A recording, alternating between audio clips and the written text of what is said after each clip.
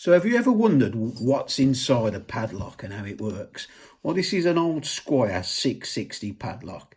And what I've done is I've took all the pins out and I've put nuts and bolts in so you can strip it apart and see what's happening. So what we'll do is we'll have a quick look what's inside. So first of all, let's just remove these few little nuts.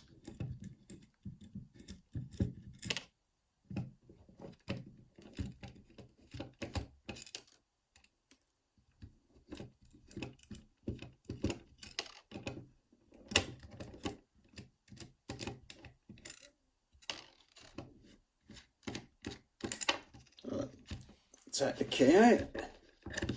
Now the front cover should come off. There you go.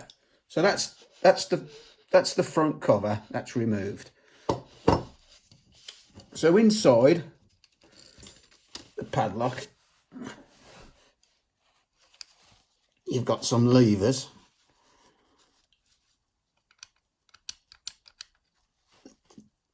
The levers, when lifted, I'll show you, it's easier. Look. When you lift the levers, it moves the bolt across. Can you see it moving? And when the bolt moves, that's open. So when you lock it, the levers lift again, and that slides across into there, and that locks it. That's all what's inside it. There's not a lot to it, to be honest. So that's the insides of a Squire padlock. I'll just quickly show you how it all comes apart while I'm on. So this top piece just wiggles off like so. And then these levers, they just come off. That's 1, 2, 3 and 4. That's your 4 levers.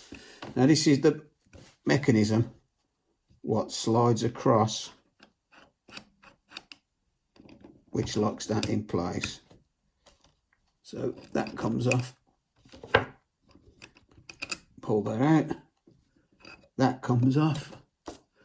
Then you can take the outer off, and that's it.